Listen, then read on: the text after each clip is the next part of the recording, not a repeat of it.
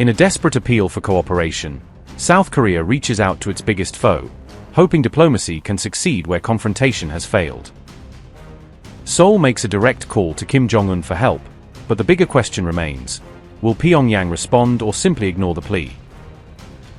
Even as South Korea extends an olive branch, Kim Jong-un and Xi Jinping appear to deepen strategic ties, raising fresh concerns for the West.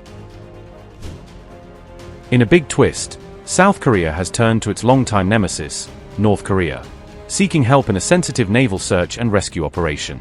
A South Korean naval sailor has reportedly gone missing during operations near the heavily guarded Korean Maritime border. On July 12, Seoul officially appealed to Pyongyang for assistance in locating the missing naval serviceman. The humanitarian request to North Korea was reportedly sent through an official text message from South Korean authorities. South Korea's Unification Ministry said, and I quote, "On July 12, a Navy seaman went missing while on a Coast Guard duty on the East Sea, and it seems there is a possibility of being drifted north across the northern limit line. As our Navy is currently searching for the missing person, we request for cooperation with the search and return from a humanitarian perspective." End quote. South Korea's defense ministry has ordered officials to use every available resource to find and safely recover the missing sailor. However, there is still no confirmation on whether Pyongyang will respond positively to Seoul's extraordinary appeal for assistance.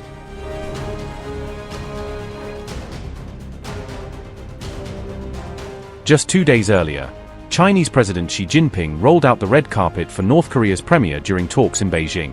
Xi Jinping also urged North Korea to maintain its strategic resolve amid rising tensions with South Korea and its allies.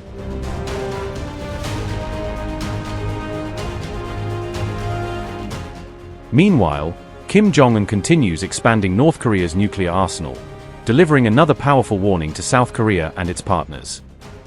North Korea has announced plans to strengthen its nuclear forces both qualitatively and quantitatively, signaling its intention to expand and improve its strategic weapons capabilities. The decision was made as part of Pyongyang's broader plan to modernize its military, with a focus on enhancing weapon systems, operational readiness, and national defense capabilities.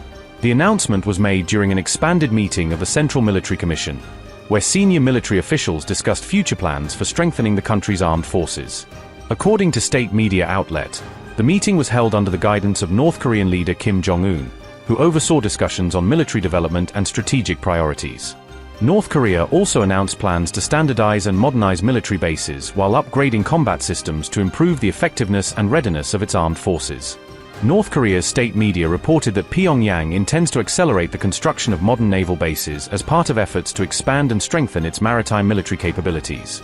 Kim Jong-un said national security depends on maintaining a powerful military capable of responding to external threats and protecting the country's sovereignty against potential adversaries.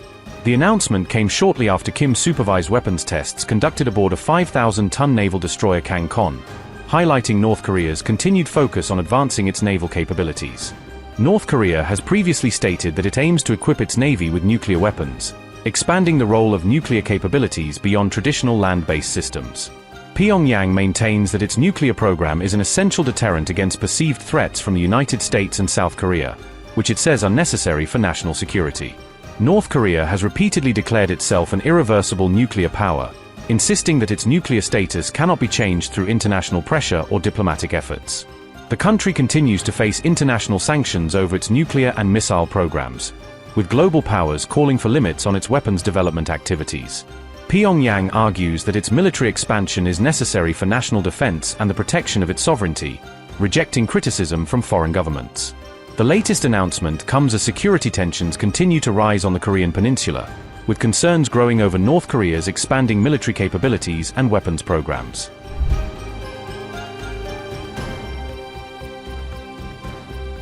A new North Korean destroyer entered its final test phase with a cruise missile launch, as Pyongyang moved to validate the vessel's integrated systems under operational conditions and demonstrate that the platform is nearing full combat readiness. North Korea test-fired a strategic cruise missile from its new 5,000-ton destroyer, using the launch to show the ship can carry and employ long-range strike weapons that extend its navy's reach and complicate regional threat calculations. The tests were aimed to check how multiple weapon systems work together on the destroyer, evaluating sensors, fire control links, and engagement sequences to ensure the ship can coordinate missiles, guns, and electronic measures in combat.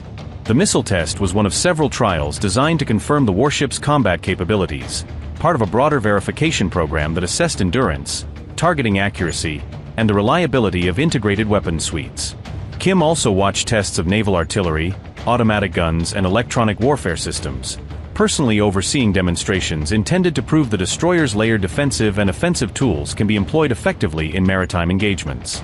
This came as the South Korean military detected a cruise missile firing toward the East Sea on July 3, prompting regional alertness and immediate sensor and command post activity to track the trajectory and assess its implications. Seoul and Washington are analyzing data from the test, according to Yonhap, with Allied intelligence and military analysts cross-checking telemetry, radar tracks, and impact assessments to refine threat estimates and contingency planning.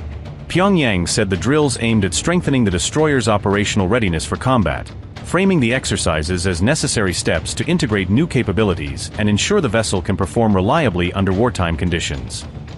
This followed Kim Jong-un ordering the 5,000-ton destroyer to join the Navy within 2 months, a directive that accelerates the ship's transition from testing to active deployment and signals a push to quickly expand maritime deterrent forces.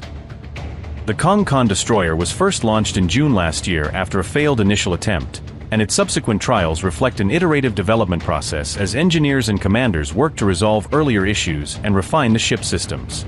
The North Korean leader has also called for a stronger war deterrent and higher combat capability, repeatedly emphasizing rapid military improvement as central to regime security and strategic posture in a tense regional environment.